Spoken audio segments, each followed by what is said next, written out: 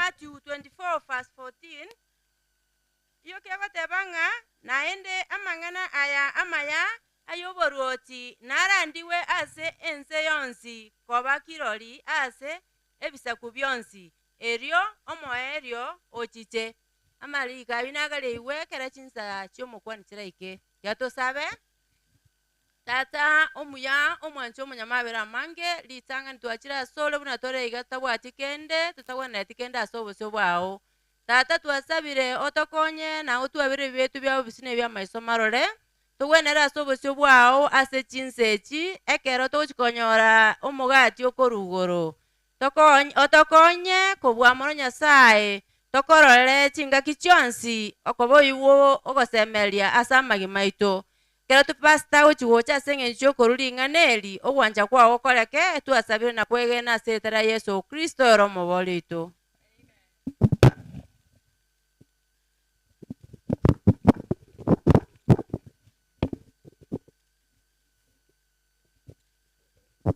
Mbalenga amwana inche togoteba pasta tacha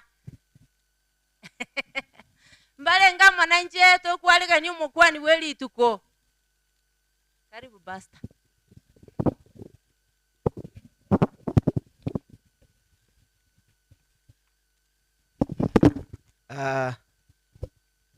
Asante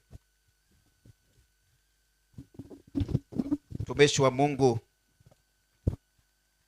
mama huyu wetu Zipora, kwa makaribisho. Naomba kuwasalimia wana wa Mungu wakubwa kwa wadogo. Bwana Yesu asifiwe. God is good all the time. Come meeting 2025.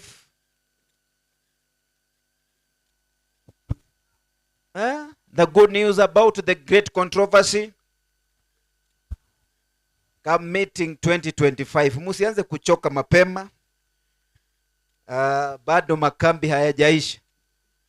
Today is on Wednesday. Kwa hivyo bado tuna siku mbili ili kumaliza makambi. Kwa hivyo kwa furaha mkaribishe mwenzako, mwambie jirani. Mwambie hivyo. Mwambie hivyo. Basi tuna kila sababu ya kumshukuru Mungu. Hewa safi na pia mazingira mema ili tupate kumwabudu. Tunashukuru tangu asubuhi tumepata mafundisho mema mazuri, nikiwa na imani kwamba unaendelea kujengeka, baki kuwa yule ambaye umekuwepo. Kwa Mungu ametenda jambo jipya katika maisha yako. Jajihisi umekaribishwa na miguuni pa Yesu. Hebu tuone kabisa yule ambaye ametembea leo. Hujapata nafasi nyingi. Obiri yako hapa. Hebu tusalimie mtu wa Mungu. Ya Helen Obiri. Helen Obiri, she's a international figure. Tunashukuru kwamba tuko pamoja na yeye. Kuna mwingine ambaye kabisa ni mgeni kwa Waadventista. Na yeye wangapo wanasema karibu sana na usiwahi toka kwa hili kanisa. Karibu sana uwe pamoja nasi. Kuna kitabu hapa kizuri sana. Tunashukuru wale wameleta sadaka hii ya kumshukuru Mungu ya makambi.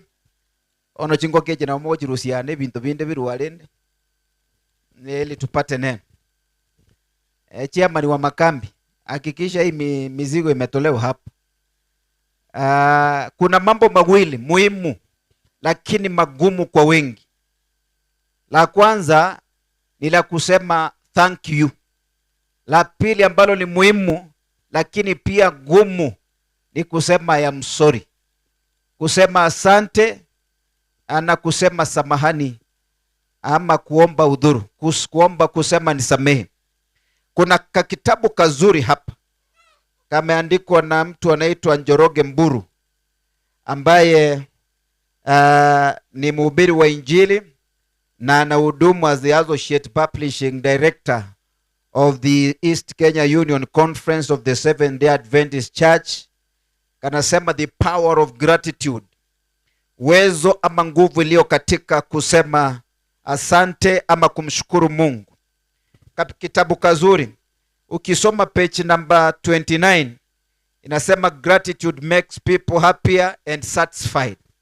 Inasema kumshukuru Mungu kunawafanya watu kuwa na furaha ya ndani, inaitwa joy, na pia wanatosheka ama kuridhika katika maisha. Kiongozi wetu wa vitabu, kitabu haka ni pesa ngapi? Ni 350. Nani atachukua ka kitabu? Nani atachukua? Nani anataka nimununulie? Wakununuliwa ni wengi.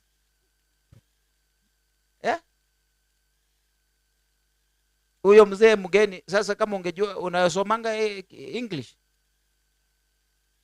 ngosomole Kisongo ina matemu. Kuna ule jamaa akukule kuja uchukue kitabu nimekununulia. Wengine pia, lakini huyu anakaa kwa smart, anastahili kununua. Sasa wewe unafurahi ukinunuliwa kitabu na pasta. Huyo anaonekana maisha ijampeleka vibaya. You are looking good man. Enda usome na ikubariki. Mumuone kiongozi wetu wa vitabu, mchukue vitabu tafadhali.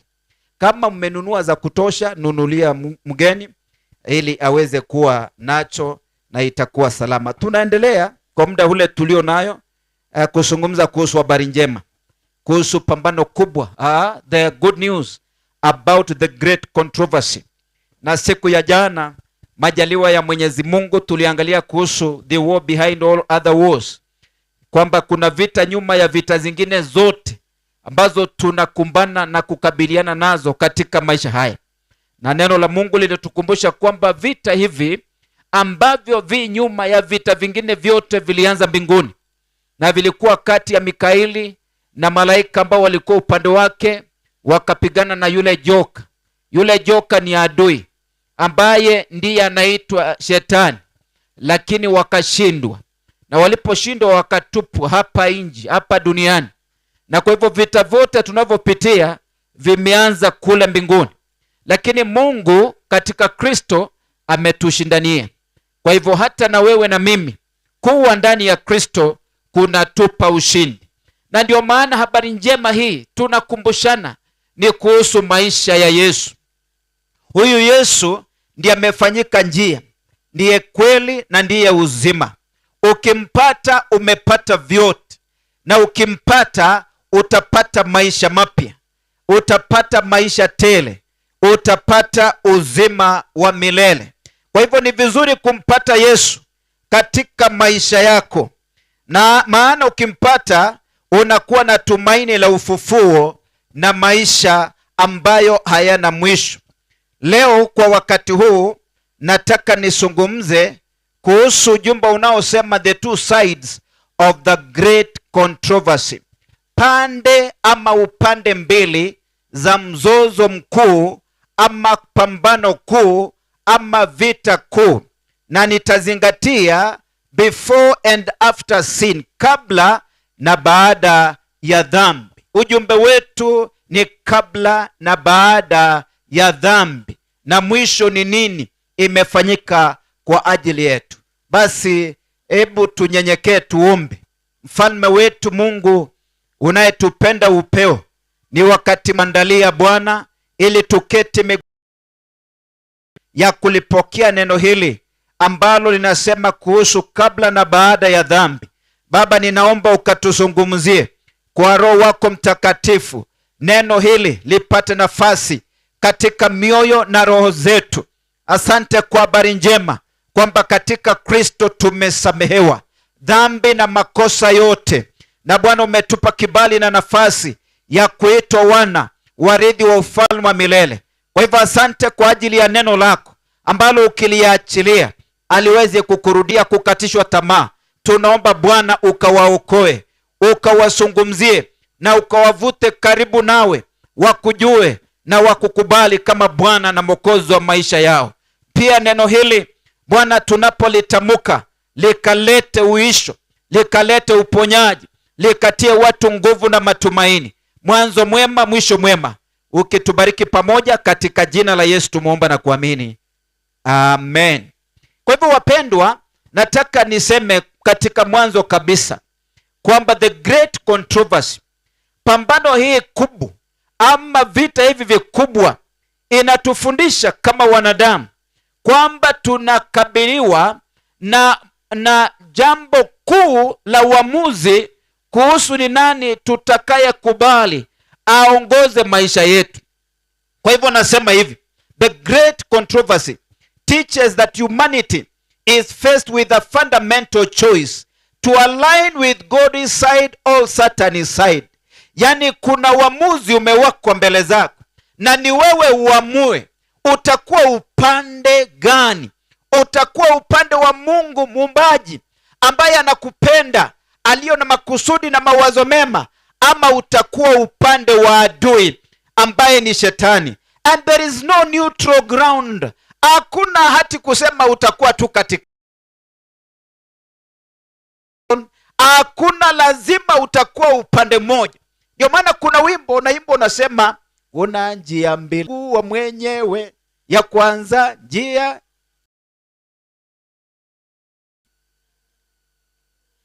chagua kuliko.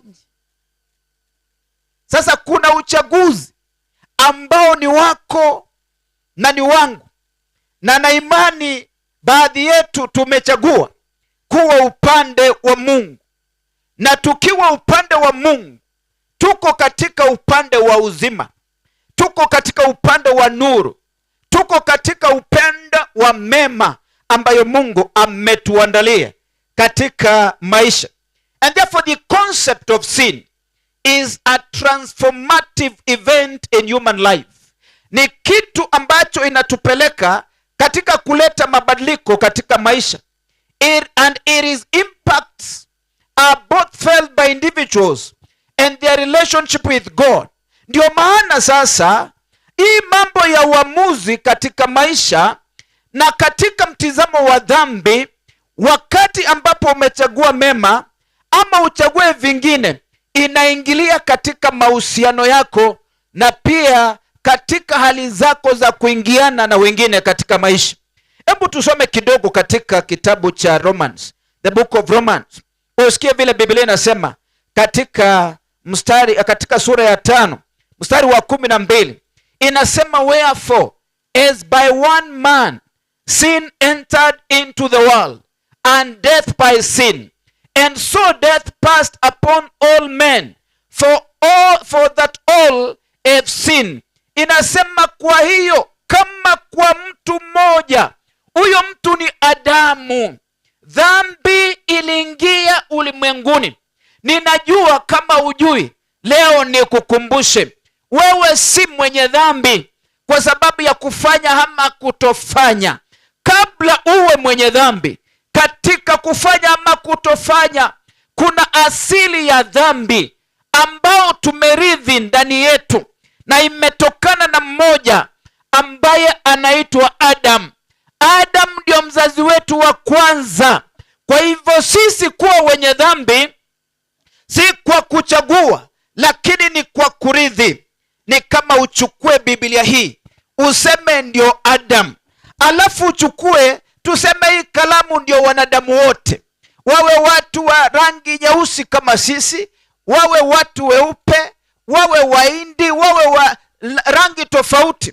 Uweke hapa ndani kile ambacho kitafanyika kwa hii Biblia ndio kitafanyika kwa kalamu iliyo hapa ndani.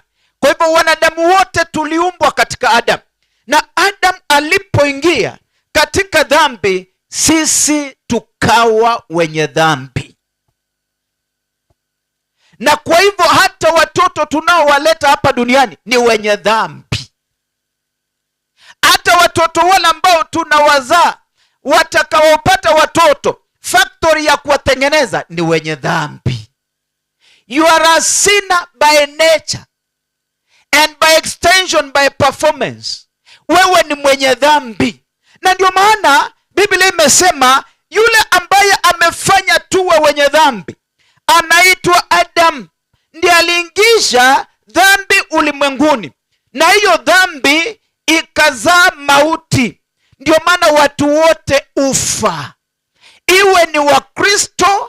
At the end of the day, katika maisha haya ya kimwili ni kuenda tunaenda.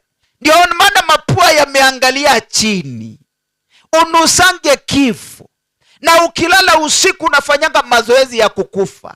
Ndio maana kuna wakati unakuwa na usingizi, Waswahili wanasema usingizi wa pono, si wa mang'amung'amu. Kuna usingizi wa kujisahau, yale huwa ni mazoezi. Na wengine wenu miaka mmefika, I'm not a prophet of doom. Hamuna miaka mingi ya kuishi duniani, hamuna. Biblia imetupa wale ambao ni wacha Mungu 70 years, ikienda 80. Hata wewe ukitumia common magekere hatupitangi 100. Hata kama watu watakwambia utapona, utakuwa salama, wanakuambia hivyo kukutia moyo. Ukweli ni kwamba vile miaka inasonga unakaribia kaburi. Na yule amesababisha hayo ni Adam. Unajua kuna wakati nilienda kuzika binti mmoja wa Kenyatta University. Alikuwa amengoja wiki moja aende graduation, akaumwa na kichwa, na alikuwa amekuja huko Kisii, akaaga mbio mbio kumpeleka, aliaga. Sasa watu walisema mwenye alimuua ni kashosho kengine kalikuwa, kuna baba alikuwa hapa. Kila mtu amekasirika siku hiyo, na watu wakaongea, alafu ndio nihubiri. Niliposimama nikawaambia watu wa Mungu, muje ninyi wote, hata wale mnachimba kaburi. Leo nitawaambia mwenye aliua huyu Caroline. Alikuwa anaitwa Caroline. Si watu wakakuja wakasema huyu kijana anataka, pastor, huyu kijana anataka kutuambia nani. Kwa hivyo amefunguliwa, atataja yule mama ambaye walikuwa anasema. Nikawasomea Warumi 5:12, nikawaambia mwenye ameua huyu si haka mama, ni huyu Adam. Kuja muue Adam, hakuna mwenye aliua. Mama alipona, maana walikuwa wamepanga kuenda kumchoma huo usiku. Maisha na uhai tulio nao haiko katika mikononi mwa mtu. Uhai ulio nao hauko mikononi mwa wachawi, hata kwa shetani. Hakuna aliye na uwezo wa uhai wako. Aliye na neno la mwisho ni Mungu. Lakini kile ambacho kinatuangusha na kutupeleka kupotea makufa ni uwezo wa uharibifu ambao tunarithi ndani yetu. Ndio maana mama anaweza kuofia mimba. Ndio maana mtoto wa siku chache, hata mwezi, anaweza kufa. Watu hufa hata wa mwaka mmoja, na watu hufa kabla hata wakanyage 40 years waanze kuishi. People die. So imesema kwa sababu ya Adam kukaingia dhambi, dhambi ikazaa mauti, na mauti ikawafikia watu wote, kwa sababu watu wamefanya dhambi. Watu wenye hekima hufa, watu wanaompenda Mungu hata wao hufa katika hali ya kimwili. Hata watu wapumbavu pia hukufa. Mtu mpumbavu ni yule amesema hakuna Mungu katika moyo wake. Kuna watu ambao pia ni wajinga, watu ambao ni wenda wazimu chibarimo, hata na wao hufa. Kile ambacho huwa watu wote ni dhambi. So Biblia inasema, maana kabla ya sheria hii dhambi ilikuwemo ulimwenguni, lakini dhambi haihesabiwi isipokuwa sheria. Haihesabiwi isipokuwa sheria. Dhambi ilikuwepo na bado ilikuwa inaua watu. Hata wakati Mungu katika mlima Sinai kupitia kwa mkono wa Musa alipopeana sheria 10, hata sheria zilipoingia, si kwamba ilizuia watu kufa, bado watu wameendelea kufa mpaka wakati tuko. Kwa hivyo nataka uelewe hivi, hata wakati sheria imepeanwa ambayo ni nzuri na ni kweli, bado watu wanakufa. So the law was not and will never be a solution to the sin problem. Sheria haitatui shida ya mwanadamu ambayo ni kifo. Haizuili watu wasikufe. Na ndio maana habari njema inakuja ili tutambulishe kwa aliye na uwezo wa dhambi na kifo na mauti, ambaye ni Yesu Kristo. Sio sheria, not rules and regulations. Watu hawashiki sheria ndio wasikufe. Unashika sheria ili uishi vizuri na ukae salama na watu, lakini haizuilii dhambi, bado utakufa. That is why nika make this statement, kama unanipata tunapoendelea, that the concept of sin in this life, the concept of sin in this life, na ninarudia mpaka uelewe, is a transformative event in human life.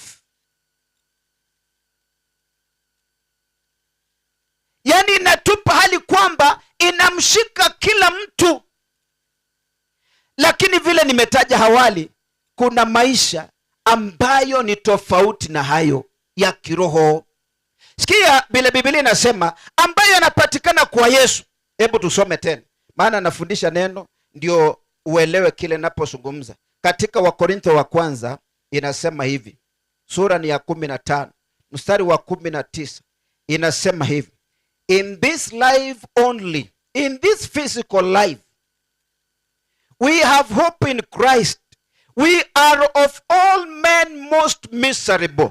Kama katika maisha haya tu, haya ya kimwili, ya kuona na macho ya kimwili, ya kusikia na masikio ya kimwili, ya kuguza vitu kimwili, eti ndio tunamtumainia Kristo. Sisi tu masikini kuliko watu wote. Sisi wa Kristo, kama tunamtumainia Kristo kwa sababu ya maisha haya tu ya kimwili, sisi ni wa kuhurumiwa. Lakini sikiliza, sisi sio watu wa kuhurumiwa, maana mstari wa 20 nasema, lakini sasa Kristo amefufuka katika wafu, limbuko ama mazao ya kwanza wa wote waliolala. Kwa hivyo sikiliza, Yesu Kristo peke yake ndiye ameshinda dhambi na ameshinda kifo. Yeye peke yake ndiye aliye huru. Ndio unaona Mohamed Saleh wa Brukato yuko kaburini, Joseph Bett wako kaburini, hata Ellen G. White ako kaburini,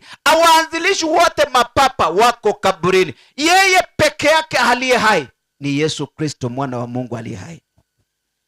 Huyu alifufuka. Kwa hivyo wapendwa, katika kuelewa kabla na baada ya maisha, ni vizuri kuelewa there is the state of human beings before sin, the nature and the consequences of sin, and the transformative power of God's grace and forgiveness. And no man can evade personal responsibility in the great controversy between good and evil. Hakuna mtu ambaye anaweza kuhepa na kuepuka na mambo ya pambano kubwa hili kati ya mambo ya mema na mabaya. Kuanzia mwanzo kabisa, kile ambacho ninasisitiza na uelewe ni kupata kufahamu ya kwamba kila hali ambazo zimejaribiwa upande wa mwanadamu kupigana na dhambi na kifo zimeshindwa. Katika hali zote wamejaribu, wamefundisha, lakini hakuna upande wa mwanadamu uwezo wowote wa kushindana na dhambi na kifo. Uwezo peke yake ni Yesu, na ndio maana yule wa kutupa ushindi ni Yesu Kristo. Hebu tena nisome hiyo Wakorintho wa kwanza 15 mstari wa mwisho pale 57 na 58. Inasema, lakini Mungu na ashukuriwe, atupaye kushinda kwa Bwana wetu Yesu Kristo. Unajua watu wanasemanga ni kama Yesu hatoshi. Kwa hivyo mnasema Yesu Yesu Yesu. Si mungesema mambo mengine. Sikiliza, kwa mambo ya wokovu, yule ambaye ataweza kukubadilisha na kupe maisha zaidi haya ya kimwili, hakuna mwingine, ni Yesu. Ni Yesu. Ndio nasema huyu Yesu huyu Mungu katika Kristo na asifiwe, ashukuriwe, atukuzwe, kwa sababu huyu Kristo ambaye ni Bwana ndiye anatupa ushindi. Alafu inasema, basi ndugu zangu, huyu ni mtume Paulo, wapendwa, muimarike, musitikizike, mukazidi sana kutenda kazi ya Bwana siku zote, kwa kuwa mwajua ya kwamba taabu yenu siyo bure katika Bwana. Kwa hivyo kabla ya maisha yanaitwa maisha ya mavumbi, the life of dust, kabla maisha hayo kuna mambo ambayo Mungu aliyasema katika Mwanzo sura ya 1 mstari wa 31, na hapo ndio nataka nijenge, alafu tutapata lesson 1-2 tuombe pamoja ili Mungu akazidi kutusaidia. Mwanzo 1 ukisoma 31 inasema, and God saw everything that he had made, and behold, it was very good, and that evening and the morning were the 6th day. Mungu akaona kila kitu, mbingu na nchi, bahari na chemichemi, na wote walioumba na viumbe vyote, kila alichokifanya, na tazama ni chema sana. Ikawa jioni, ikawa asubuhi, siku ya 6. Kabla ya dhambi maisha yalikuwa ni mema, na Mungu alitangaza kabla ya kuingia katika kula kwa jasho na kusumbuka na kusema kurudi katika mavumbi, maisha yalikuwa mazuri, yalikuwa yamejaa furaha. Tulikuwa tumetengenezwa kwa njia ya kipekee kwamba tulikuwa tumeunganika na Mungu, na Mungu alitamani kila mwanadamu ayafurahie maisha to the fullest without worry, na alipeana vyote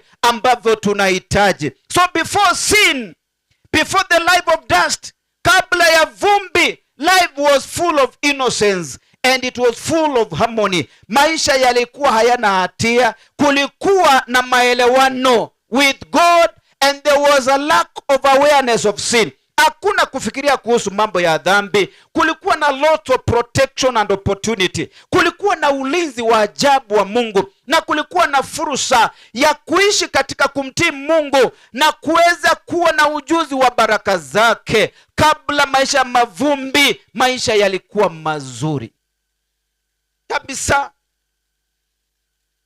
Lakini baada ya dhambi, but after sin, the dust life, maisha ya mavumbi haya tunaishi, mambo yalibadilika. Mambo yalibadilika kwa sababu la kwanza ambalo lilifanyika, wamekufa kiroho. Wanaishi tu kimwili, lakini kiroho hawako. Sikiliza, hata Adamu alipokosea aliishi miaka mingi kabla afe, mingi.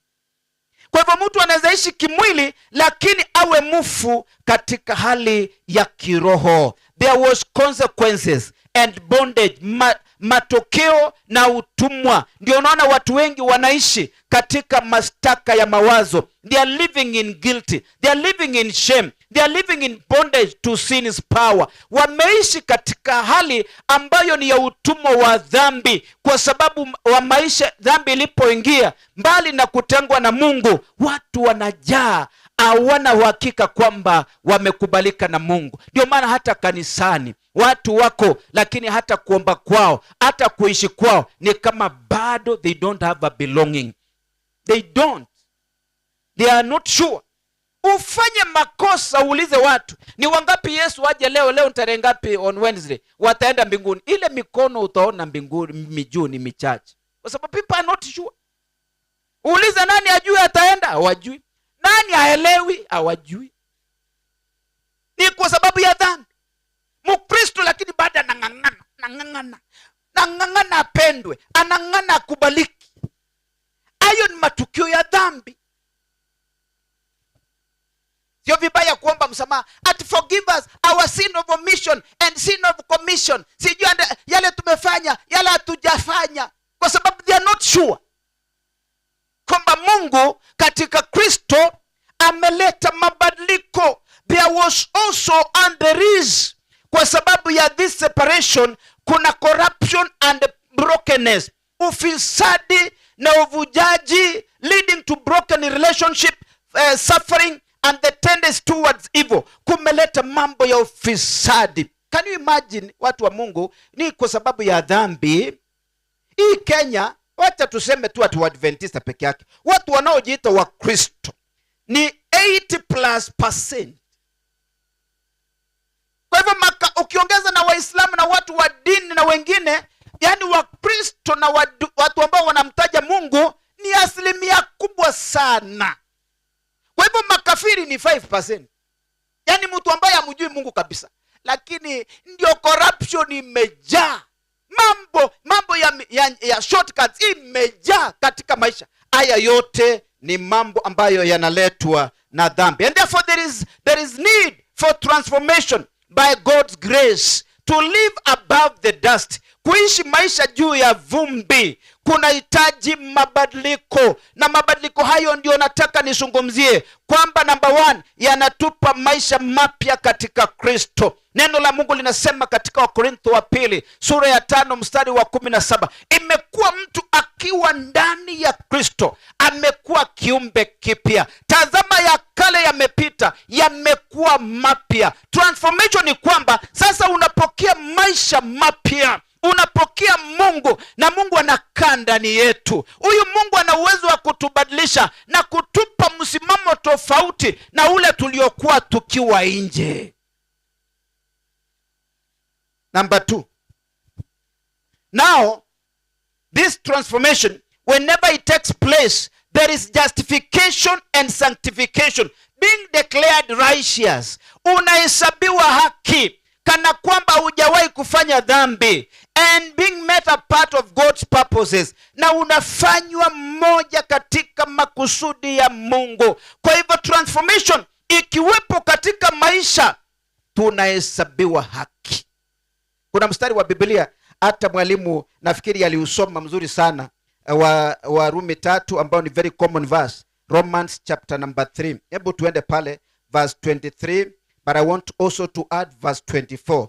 23:24 inasema, kwa sababu wote katika Adam wamefanya dhambi, wote, na Mungu hakuna mtu anamlaumu kwa nini ni mwenye dhambi, kwa sababu hatukujiumba wenye dhambi. Hakuna application ulifanya uzaliwe mwenye dhambi, lakini anasema wote kwa huyu mmoja wamefanya dhambi na wamepungukiwa na utukufu wa Mungu. Sikiliza mstari wa 24, wamehesabiwa haki bure kwa neema yake kwa njia ya ukombozi ulio katika Kristo Yesu. Sikiliza tena, Mungu ametutoa katika Adamu wa kwanza, ametuweka kwa neema katika Adamu wa pili, kwamba tumehesabiwa haki bure. Kwa hivyo Mungu anapotuangalia, akuangalii kama mtu binafsi, anakuangalia kwa macho ama mtazamo wa Kristo. Anakuona venye anamuona Yesu ambaye amekufa kwa niaba yetu. Kwa hivyo Mungu ametusamehe bure, ametuhesabia haki bure kwa sababu ya tendo la Kristo katika msalaba wa Calvary. Number 3, now there is freedom and hope. Sasa inahitaji kutembea katika kuwekwa huru na kuwa na matumaini. Through faith, believers are freed from the bondage of sin and given the hope of eternal life. Anayemwamini Mungu katika Kristo unawekwa huru from something to freedom to something. Unatolewa kutoka katika utumwa wa dhambi, sasa unahesabiwa haki katika Kristo, unawekwa huru katika hali ya kuenenda katika haki, righteousness. Mungu amefanya hayo yote kwa niaba yetu. Ndio maana nataka nikutangazie, ikiwa umemwamini Mungu, you are the righteousness of God in Christ Jesus. Wewe ni mwenye haki wa Mungu katika Kristo Yesu. Na kwa hivyo umependwa, umesamehewa. Usikae kuwa sin conscious, usikile wakati dhambi. Be Christ conscious. Muonange Yesu katika maisha yako. Usiwe kila wakati nimekosea wapi, Mungu amekasirika, Mungu wako kinyume na. There is no freedom in Christ. Na wewe ambao unayenisikiliza na labda hujakata kauli ya kukubali huyu Kristo katika maisha yako, unaweza fanya hivyo, ndio unawekwa huru. Auwi tena katika uoga, auwi tena katika mashaka. You walk victorious. So there is the ongoing process of growth and spiritual development, and this is done by God himself. Hata kukua mpaka ufikie ukomavu, sanctification, ni Mungu ambaye ndiye anafanya ukue kwa neema yake. Kwa hivyo lako ni kumtegemea, na ukimtegemea lazima utabadilishwa, lazima utakuwa na utakomaa, utatoka katika utoto wa kiroho. Moja ya ishara ya utoto wa kiroho ni blaming, complaining and murmuring. Unapata mtu ni wa kulalamika, analalamika, amekuwa kilalamishi, amekuwa mtu ambaye kila wakati analaumu. Kwa nini vitu hijafanywa hivi? Kwa nini ifanywe hivi? Instead you are supposed to do it. Ukiona mambo yaende vizuri, fanya, badilisha hali. Ndio maana umekuwa Mkristo, ndio maana umemjua Kristo.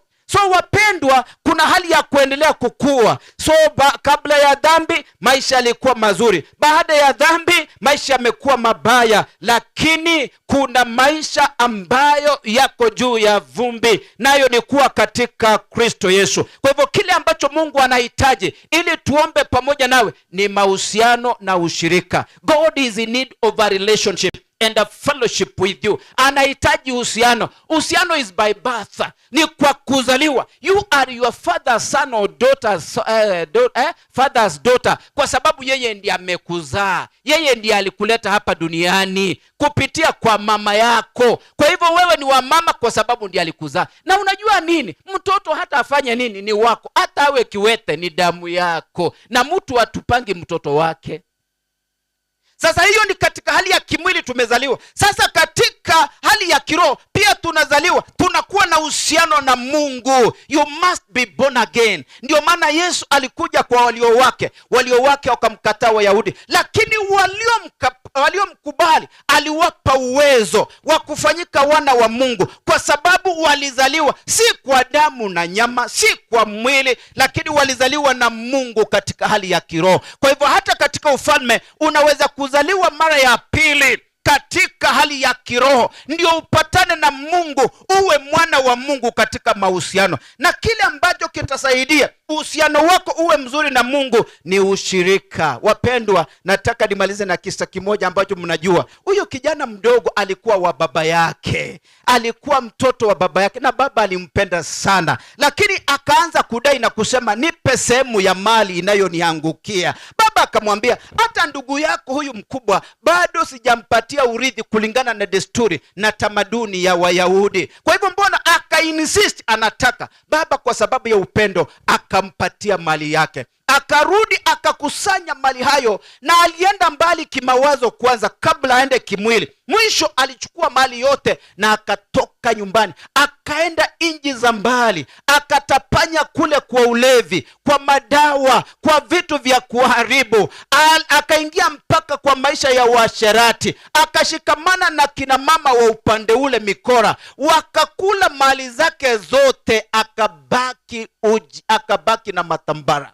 Paka akaajiriwa na mwenyeji wa huko, akaanza kula kinyezi, chakula cha nguruwe, akawa katika matambara. Kuna mambo mawili hapo. Uhusiano wa babake bado alikuwa ni wa baba yake. Kitu ambacho kiliharibika ni ushirika, ndio maana alienda mbali. Ndio maana baba akiwa nyumbani baada anamgoja, mwanangu atarudi lini? Do you know that is what has happened to us katika hali yetu kama wanadamu na Mungu. Kila ambacho tunapoteza kwa Mungu, ukiamua kwenda mbali, sio uhusiano unless you are not born again. Lakini ukikuzaliwa mara ya pili, sasa kuishi kwako na matendo yako na mambo mengine ndio yanakufanya ushikamane na baba ambaye ni Mungu wako. Lakini ukiwa unaenda kinyume, unajipata umeenda mbali na Mungu.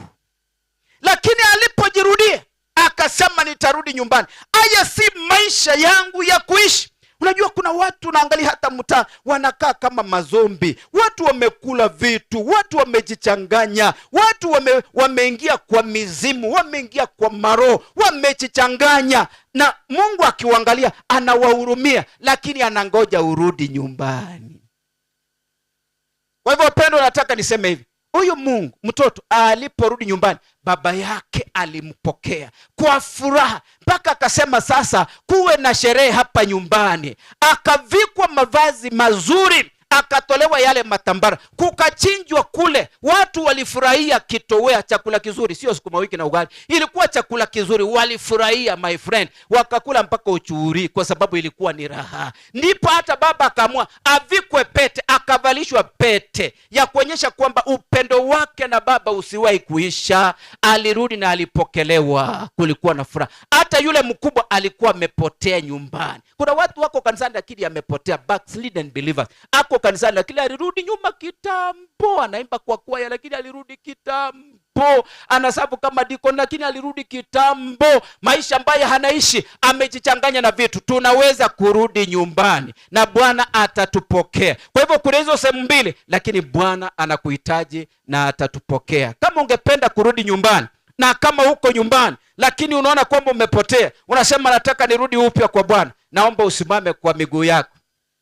Simama tu, simama tu, simama tu. Tunamrudia Bwana. Ni vizuri kurudi kwa Bwana. Wacha hayo mahusiano na ushirika yawe dhabiti katika kuishi kwetu, ndio tutaishi kuona mema ya Bwana katika nchi ya walio hai. Nataka pia nikupe nafasi, unasema ungependa kutembea na Yesu awe Bwana, awe Mwokozi, na ubadilishwe katika kufundishwa neno, kuwa katika ushirika, hata katika kanisa la Mungu, na ungependa ubatizo wa kuzamishwa ndani ya maji mengi, dhihirisho kwamba umekataa ulimwengu, unakubali ufalme wa Mungu, na hapa duniani kanisa la Mungu ndiyo safina ya Mungu. Unasema utakuwa mshiriki, ukae nyumbani mwa Bwana.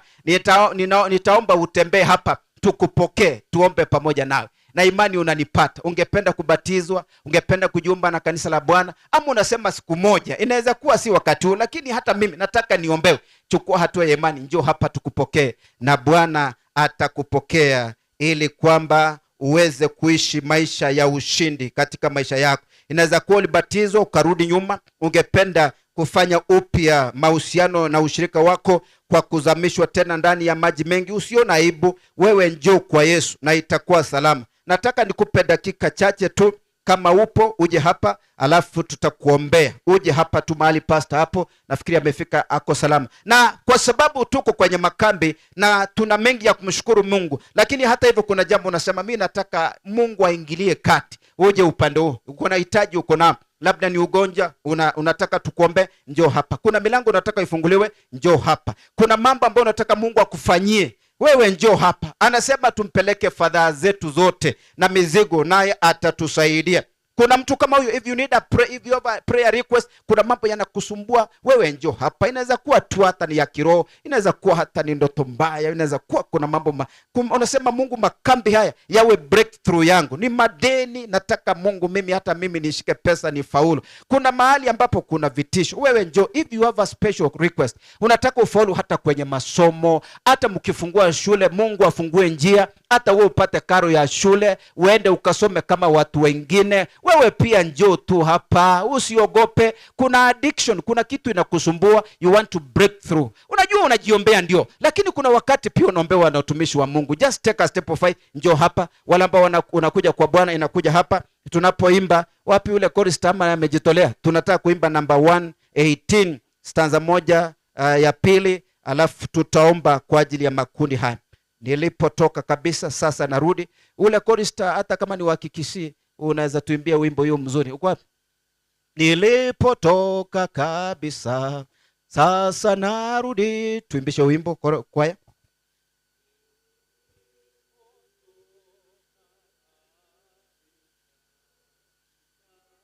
Okay.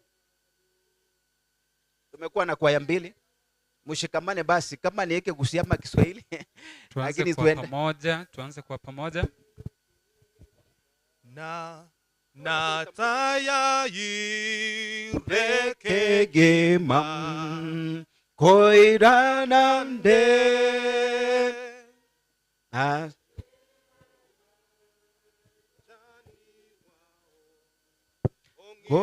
koiraniemkam narudi nyumbani tatayani aseo bwa chani bwa koiraniemkam koiraniemkam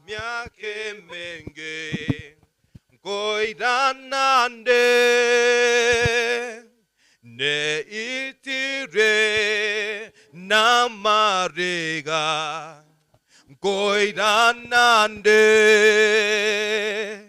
Goirana agochanka Intataya ye Ase obwa Jani wao Ongeranyenka.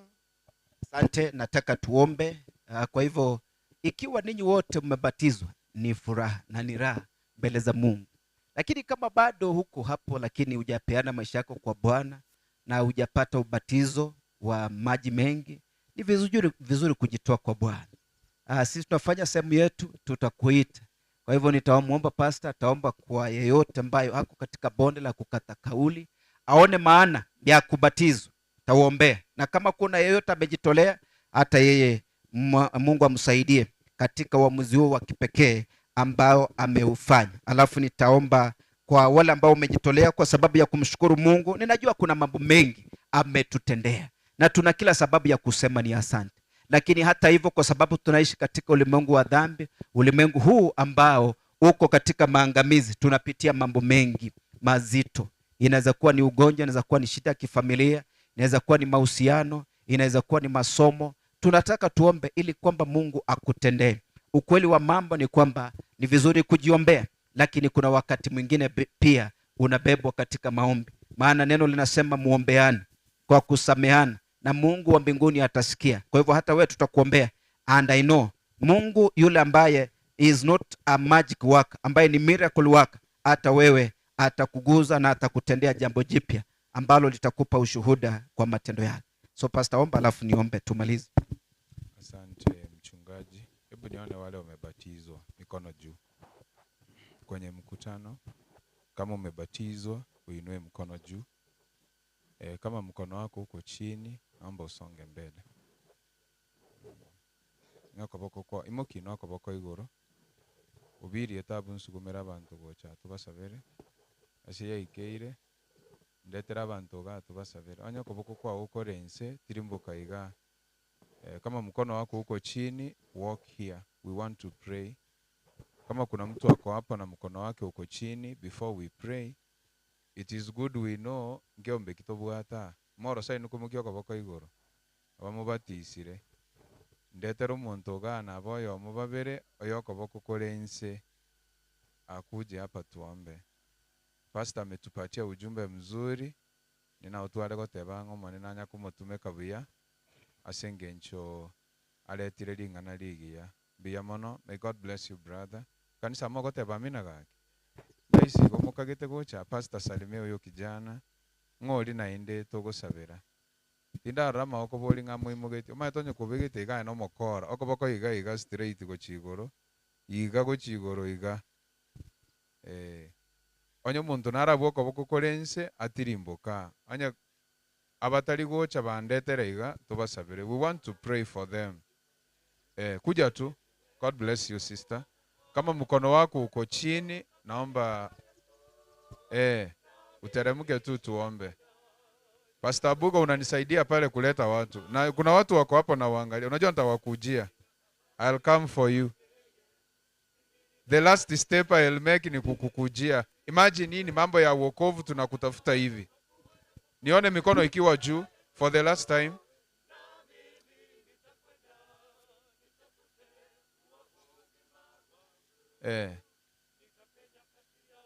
Okorango boke nyomba bwa soirali mango eno yonga morangira mutwalie. Okay.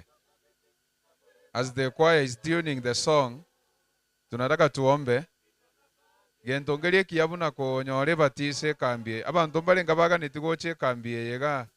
Ni wengi walitamani kufika makambi hawajafika. Moneno tokonyere tuachire kambi omoga ni urura atambe.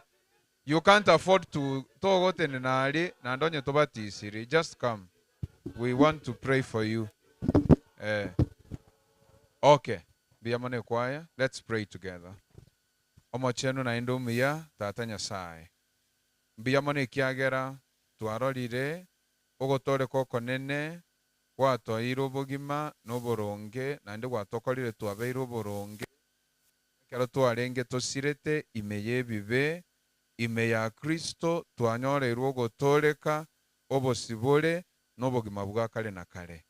Aya nara amang'ana amaya tokonyora korwa ase esegi enene. Pastor kwabekira amang'ana ao ase ebikoba biaye okwanira amo na intwe. Kuna kundi ndogo ambalo limejitokeza hapa. Monene ntoraba betereria. Na asenge nchutori neri yanda n'okogania okonene buna Paulo agosaba okogania n'ogosaba kw'engoro yane ngolinga Abaisiraeli batoliwe. Na intu twasabire ekiombe giachire mutwa abake na barabu banyora ogotoleka gwa kare na kare. Barosio bwamate amonaye na kobwa mono monene na twins buna toraiga ase twagure monene twasabire omwikomo chenu atomente chinguru otolendera okwegena waito amona ipastor asabe abelibo elima asenge nchomo sangererekano oyo ase rieta lya Yesu Kristo omobolito.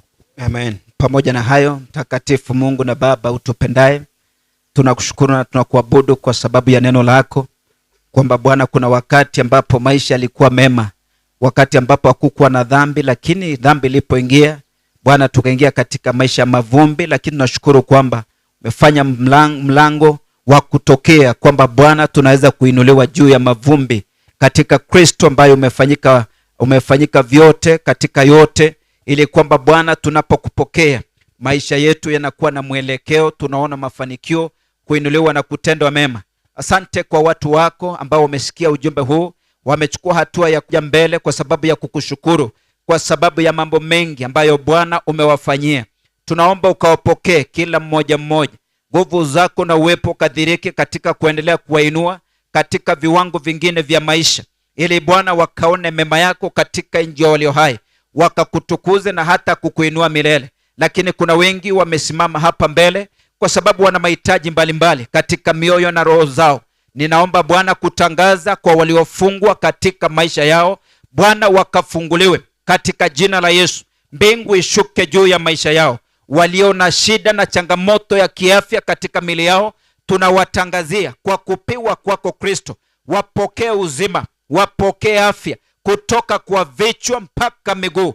Wape amani katika nyumba zao, katika ndoa zao, katika familia zao. Wengine wana vita, wana ugomvi, lakini Bwana wa amani, ninaomba ukaingilie, ukalete furaha, ukalete kicheko tena katika ndoa hizo, katika hizo familia, katika jina la Yesu. Kuna huyu anakutarajia, mfungulie njia kwa sababu ya kupata, muondoe mfalme katika madeni, katika stagnation, kukwama kwa kila aina. Wacha aone progress katika maisha yake katika jina la Yesu. Tunaomba Bwana hata wale walio katika masomo wasaidie, au vijana wape hekima, wape maarifa, wape ufahamu, wafungulie njia kwa ajili ya kupata karo ya shule, wakinge na maovu na mitego na hila za yule mwovu shetani. Wengine wao Bwana wanawindwa na yule mwovu shetani, lakini tunaomba Yesu ukawatenganishe na walio waovu na wabaya katika maisha yao, wapatie amani katika roho zao, katika mioyo zao. Wengine are experiencing setbacks and delays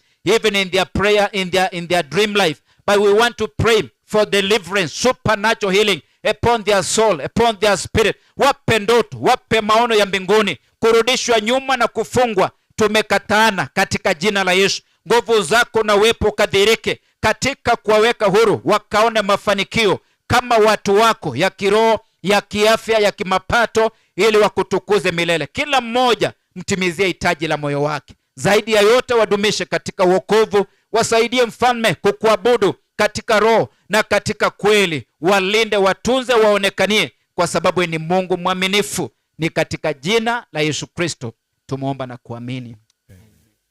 Asante. Biamono moirane moikaranse abamwacha akoratiga muri kwenda iwo.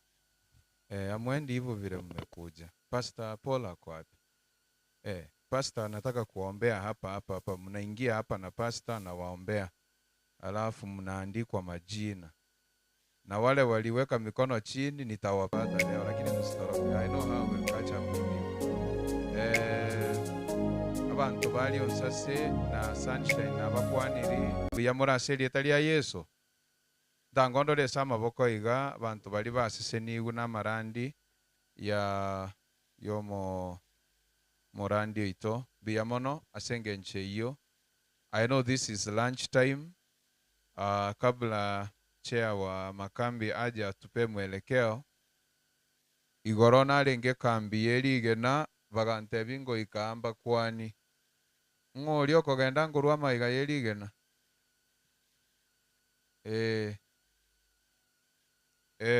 bono bagante bingo ikaiga mba maiga mwayanchire nakinta baigweti iga bono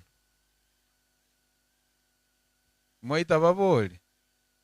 Okay, bono rende tigatonya goseseni gwaiga nenda abagani baito bekwaya yainuka. We are delighted to have you around here. Karibu sana. Feel at the feet of Jesus. Tuliwakaribisha wageni wetu wa makambi, sitarudia sehemu hiyo. Nione washiriki wa Sunshine wako wapi? Wengine wanapoenda lunch toenda kuchialia se unuonga ikaransiteta ikeyemo.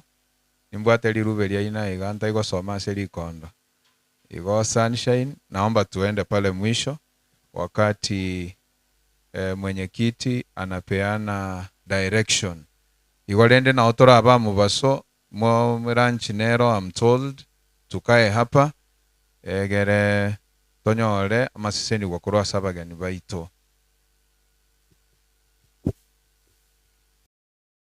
Upendo usiona unafiki, tupendane, tupendane, ndiyo amri kuu Yesu alotuachia.